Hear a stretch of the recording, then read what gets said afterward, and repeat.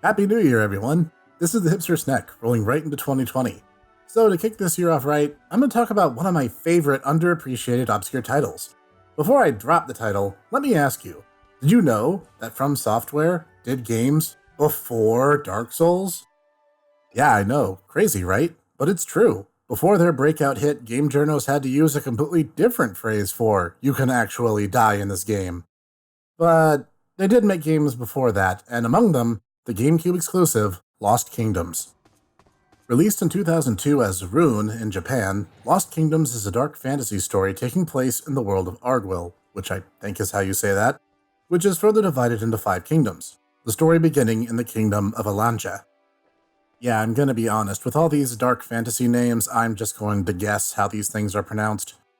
Well, there, we discover that the king, Feobane, had set off in order to confront an encroaching black fog, rapidly swallowing up the world. His awaiting daughter, default name Katja, realizes the black fog on the castle walls, and she can wait no longer. So, from the kingdom's sacred treasury, she obtains the Rune Stone. This unlocks her magical ability in the form of cards, each with a monster emblazoned across it, and with that, the weapons to fight back against the monsters that preceded the black fog's arrival. And admittedly, at first glance, especially in the opening cutscene, the camera's really up close to the models and the game may not look like much, graphically speaking.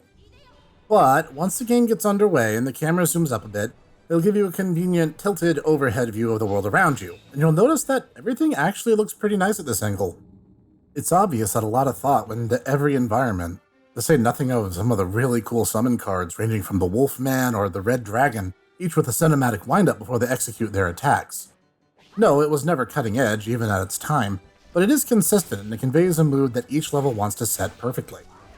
I suppose the simplest way of putting it is while the game may not have super high poly counts and ultra HD textures, the game's thematically consistent throughout, and it sets the stage without AAA tier graphics. It still looks good without needing to be groundbreaking.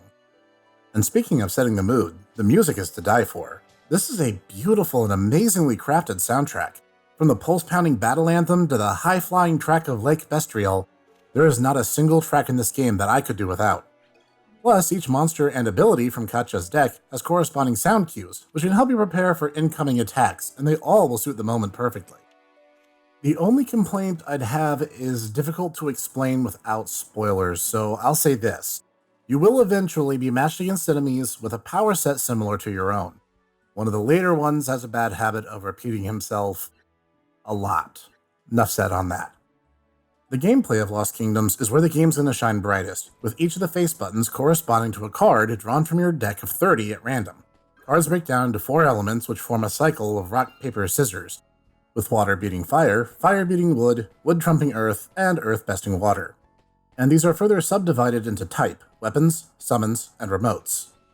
Weapon cards are used instantly and usually resolves its effect very quickly. These tend to be the most economical in that they tend to cost little in terms of magic crystals, the fuel our cards use, and often can be used multiple times before they are discarded. Summons, as said, have a small wind-up time and then attack, usually the devastating results, but can usually only be used once. And lastly are remote monsters. These are summoned to the field and fight on your behalf, and usually quite poorly as their guiding AI isn't great. But on the upside, they make great meat shields and can take some damage before they die and get discarded. And on the upside, if you finish a battle with a remote still alive, you'll get the chance to summon it again in a future fight with whatever HP it had left over from the previous battle. And yes, you get your deck back at the end of each mission, and can even supplement it by sliding in cards collected from the current mission at healing stations that dot each level. Of course, there is more to it than just that, but explaining any more than these systems and I'll end up sounding like an instruction booklet. I just adore Lost Kingdoms gameplay, and honestly, even explaining it doesn't do it justice.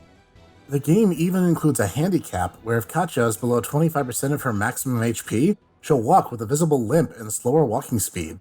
Or a mechanic where, by discarding a card from your hand, you can card capture weakened monsters Pokemon style and add them to your deck. Or blue fairies that dot each level with random results, sometimes healing HP or magic crystals, and sometimes being monsters in disguise. There's just so much to talk about in this game. The game itself moves mostly linearly with a handful of side missions that the old crone, Gerd, offers us. Gerd acts as our guide and tutorial in the early game and later on assists us in strengthening our deck by buying cards from us that we don't want anymore, or selling us new ones from time to time. Most importantly is how the experience system in the game works, which ties into Gerd's shop. Katja herself won't level up in the traditional sense. She will get stronger at certain plot-relevant moments, but not by experience. Cards, however, do gain experience, shared between every copy of the card you presently own. Every time a card delivers a coup de grace to an enemy monster, they'll gain XP, tabulated at the end of each mission. This can then be used to morph the card into other forms, some of which are worth it, and some of which are not, or to make a duplicate of the card you already have. Advice, Snek? Get the Banshee card. Make duplicates of it. You'll thank me later. Anyway, we'll also make friends with a man named Alexander, who will take the collectible chatty red fairies from us for safekeeping, and in return will give us cards at certain numeric increments. But other than that, it's pretty much Princess Katja against the whole of the Black Fog and all of its minions. The basic through line for any given level is just to get to the endpoint, usually with some variances showing up from time to time, and often include combat segments and puzzle segments. Some levels have set combat encounters and others are randomized, meaning it's important to pay attention to the elemental icons displayed before a mission to ensure that you have a deck ready to handle the threats. Balancing your deck's utility, elements, and the types of cards you bring with you will spell the difference in success or defeat just about every time. Especially as, in the first run of the game, you can't grind. You will be expected to continue linearly until you beat the final mission, whereupon free play will become unlocked, and you can return to find any cards or secrets missed in previous playthroughs. Add in the fact that the game judges you on a 1 to 5 star basis at the end of each mission, oftentimes harshly, and you can get some rare cards with a little luck at the conclusion of each level because of it. It's worth the extra effort to put in your best foot forward every time. So, what could Lost Kingdoms have improved upon? Well, to be blunt, the game is criminally short. There's only 16 main story missions, and Gerd will only give you 5 side missions, and there's 4 hidden levels tied to one particular stage as well, so all told, the game only has 25 missions total, 9 of which are optional. And this might be why the game's Wikipedia page is about 3 paragraphs long as of the time of this writing, but I digress. While there's certainly plenty for a completionist to undertake, a more casual playthrough likely means you'll just breeze through it. And other than that, that's literally it. I just wanted more, plain and simple. Lost Kingdoms is fantastic, and it only ever got 1 sequel, and then nobody ever mentioned this game again. And that's a shame, because it totally deserves another look. Maybe an HD re-release? Sadly, Lost Kingdoms has yet to receive a virtual console or port of any kind, which is truly saddening. This game deserves so much more than it got. I mean, we could always start a petition or something. FromSoftware did say they're done making Dark Souls, so why not Lost Kingdoms 3? Just thinking out loud. This has been the Hipster Snek. If you liked what you saw today, tap that like button and leave a comment below saying so. If you want more content like this every week, you can hit that subscribe and bell icon too to make sure that you'll never miss a beat.